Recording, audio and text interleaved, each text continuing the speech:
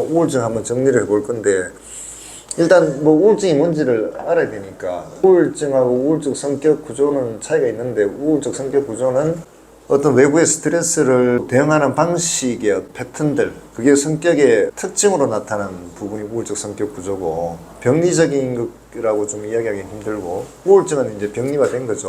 어떤 걸 우리가 이거는 우울증이다라고 할 수 있는 게 뭐가 있을까요?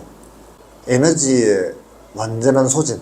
첫 번째, 의식주에서는 먹는 데 문제가 생기죠. 안 먹거나, 그 다음에 과하게 먹거나. 안 먹는 것도 에너지 소진이거든요. 먹을 힘이 없다는 거. 그 다음에 잠을 못 자는 거. 그 다음에 에너지가 완전히 바닥난 거니까 대인관계 자체가 없을 거예요. 사람 만나기 싫고, 의욕이 없고, 하고 싶은 일도 없고, 뭐 하고자 하는 생각도 없고, 완전히 에너지가 제로인 상태. 이게 이제 우울증의 현상들이겠죠. 뭐 우울한 마음이 드는 것도 뭐 그런 정서도 있겠지만, 그것들이 2주 이상 지속돼서 에너지 없음이 계속 유지되는 상태, 아무것도 할 수 없는 상태, 그게 이제 우울증의 어떤 현상들이 되겠죠. 그럼 먼저 혼자 있는 게 좋잖아요. 혼자 있는 거 좋아하잖아. 혼자 있는 것 자체가 문제가 되는 거 아니에요. 혼자 있는데 내가 외롭지 않은 느낌이고, 뭔가 자꾸 재밌고, 뭔가 할 게 있고, 이런 거는 아무 상관이 없죠. 그거는 내가 노는 방식이 내 혼자인 것 뿐이지, 내가 혼자 있다고 해서 아무것도 안 하는 건 아니고. 그래서 혼자 있어가지고 뭐를 할까? 나중에 혼자서 무슨 놀이를 할까? 어떻게 재밌게 놀까? 그게 의욕적인 거잖아요. 우울이 아니고. 그게 의욕적인 거예요. 우울의 특징은 의욕이 없음. 완전 에너지 제로. 뭐 끔찍하지도 않고 계속 누워있고, 귀찮아하는 정도가 아니고 완전히 그냥 자기 방송에서 안 나오는 거지. 그게 이제 우울이죠, 우울. 네? 우울증은 이런 질문을 아무것도 안 해, 우울증은. 그래서 안심하셔도 되고. 자, 그러면 두 번째, 우울증의 원인이 뭘까요? 대상상실. 한마디로 말하면 대상상실. 그러면 우리가 대상상실이라는 이 정의를 좀 해야 될 건데, 대상상실이 엄마 아빠가 죽어서 없는 것만 대상상실이 아니고, 내 요구나 내 어떤 소망들이 상대에 의해서 거절되는 느낌, 묵살당하는 거, 이게 대상상실의 정의죠. 그러면 그때 우리가 드는 느낌이 애 입장에서 어떤 느낌일까? 제일 처음 화가 나겠죠. 안 들어주니까. 엄마가 뭐 해달라고 해서 몰라, 힘들어. 엄마가 우울증에 걸렸어. 그러면 전혀 반응을 안 할 거란 말이에요. 그 반응 안 하는 데서 어떤 느낌이 들 거냐면, 내 정당한 소망과 요구가 상대방에 의해서 무시되는 느낌? 거기서 이제 수치심도 느껴질 수도 있고. 그러면 화가 나는데, 그 화를 엄마한테 낼 수 없잖아요. 왜냐하면 어렸을 때는 엄마가 세상의 전체인데, 엄마가 나쁘다는 거는 결국에 세상 전체가 나쁘다는 이야기고, 그러면 살아갈 수 없는 게 되거든요. 내 입장에서 두렵거든요. 그러면 그 잘못을 내 안으로 들고 오는 거예요. 내 안으로 들고 와서 내가 내 안에 있는 이 나쁜 나의 특징만 조절하면 엄마가 언제든지 돌아올 것이다, 연결되어 있다는 이 느낌을 가져야 애는 계속 생존할 수 있거든요. 그리고 또 엄마가 거절하는 느낌을 줬을 때 애는 어떤 느낌을 가질 거냐, 결국에는 똑같이 엄마의 태도 자체가 내가 잘못됐다는 인식을 심어주니까 그 엄마의 모습이 내사가 되겠죠. 엄마의 목소리, 아빠의 목소리가 내사가 될 거란 말이에요. 그 내사된 것이 오랜 시간이 지나면서 자기하고 동일시 돼버려요. 그러면 자기의 목소리가 결국 자기가 잘못됐다는 이야기를 하게 돼요. 그게 초자아가 형성되는 게 되겠죠. 그래서 우울증의 원인은 이 가혹한 초자, 나를 비난하는 초자가 원인이 되는 거죠. 바깥의 세상이 나를 비난한다고 하면 나는 그 피하면 돼요. 피하면 되지만 내 안에 그 강력한 초자가, 비난하는 초자가 자리 잡아서 항상 내 모든 행동들을 관찰하고 보고 있고 예의주시하면서 비난을 했을 때는 그걸 피해갈 수 없거든요. 힘 빠진단 말이에요. 에너지 소진이 되어버린단 말이에요. 아무것도 하기 싫고 그냥 무력해진단 말이에요. 우리가 누구한테 혼났을 때 어떤 느낌이 들어요? 내가 부적절한 것 같고 내가 잘못한 것 같고 힘이 쭉 빠지잖아요.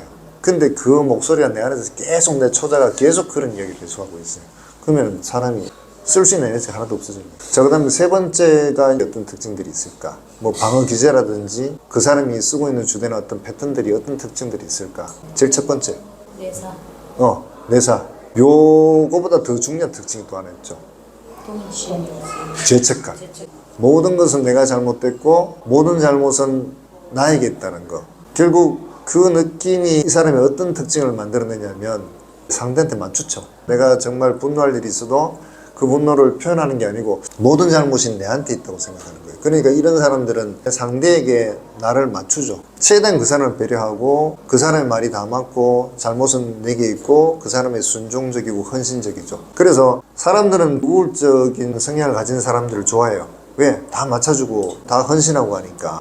마지막 네 번째가 이것을 어떻게 하면 좀 우리가 완화시키거나 치료할 수 있을까? 좋게 만들 수 있을까? 어떤 방법이 있을까요? 좋은 배우자를 만나죠. 포커스를 조금 더 좁힌다면. 내가 어떤 사람인지를 모르고 그 사람을 만났는데 내가 어떤 사람인지 알아야 되겠어. 나를 사람 알아간다는. 괜찮다. 그렇지. 그런 것도 되고. 결국 우리가 이제 정리하면 안전하다. 안전하다. 그렇지. 그것도 중요하지. 그 보니까 이효리가 좀 이렇게 성격이 기복이 심하잖아요. 이상수는 항상 자기를 항상 다운시켜준대요.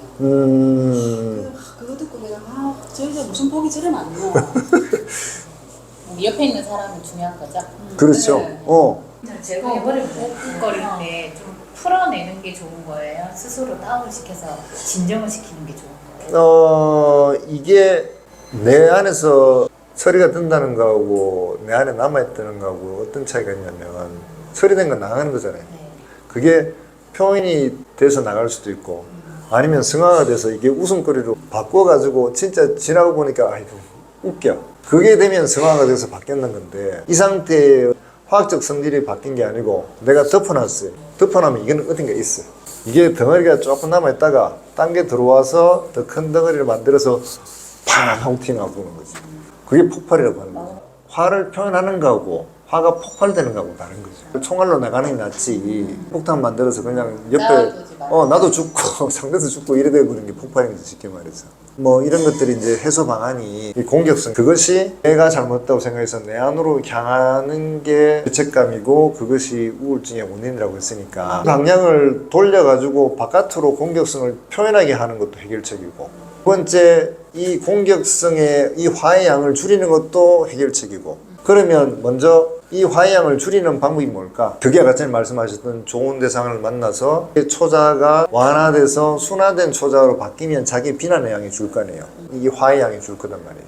이게 첫 번째 방법이고 그게 이제 좋은 배우자도 될 수 있고 친구도 될 수 있고 뭐 아니면 정신분석 심리 상담도 될 수 있고 그 다음 두 번째 방향은 뭐냐면은 이건 양을 줄인 거라고 쳤으면 양은 안 줄면 이걸 바깥으로 방향을 돌려야 될 거 아니야. 내 쪽으로 향한 게 우울적인 문제들이니까 바깥으로 돌린다는 건 뭐냐면 그 공격성이 합당하고 표현해도 좋다는 느낌으로 표현하도록 만들어야 되는 거예요. 어차피 양을 못 줄인다면 방향을 바깥으로 내한테 향하지 않고 바깥쪽으로 가야 된다는 거죠. 그러려고 하면은 상대가 화를 표현해도 안전하다는 느낌을 주는 사람이어야 되고 그래서 이 화를 표현하다가 보니까 공격성을 표현하다 보니까 자기가 이해가 되고 그 앞들이 빠져나가고 그 공격성을 화를 표현해도 상대가 받아주고 그 자리에 있으니까 내 공격성이나 화가 누군가를 파괴시키거나 하지 못할 게 아니라는 느낌을 줬을 때 결국 이게 빠져나가면서 자기를 향한 어떤 데미지가 줄 거 아니에요. 이게 해결책이죠. 결국에는 모든 심리적인 부담들은 사람들과의 대인관계, 대상관계 속에서 생긴 거니까 결국 관계 속에서 풀 수밖에 없어요. 그 관계가 결국에는 상담이 될 수도 있고 좋은 사람들이 될 수도 있고 보통은 새로운 좋은 사람들이 관계가 생겨나거나 그 환경들이 바뀌지 않을 때는 결국엔 상담이 올 수밖에 없는 문제가 되죠. 근데 유유 삼성이로 보통 보면 우울한 사람들은 우울한 사람끼리 좀 모이는 밝은 사람도 밝은 사람끼리 좀 모이는 한번 생각해 보세요. 왜 우울증인 사람들이 우울증인 사람들과 잘 모일까? 내 마음을 아니까. 그것도 있고 두 번째 공격당할 일이 없잖아요. 공격당할 일이 없잖아요. 너왜 그렇게 살아라고 말하나? 편집적인 사람은 우울증인 사람 만났어. 그러면 작살 나는 거지. 그렇게 그 둘이 부부가 됐을 때 어떻게 될까? 예를 들면 쌤하고 저하고 부부인데 그런 성격을 만났어요. 근데 내가 쌤을 만났어. 그럼 문제될 게 없는 거야, 내 성격이. 그러니까 내 취약한 부분이 결국 상대에서 계속 긁혀가지고 내가 이제 상처를 받고 이제 주저앉게 되는 상황이 이제 이혼인 거죠.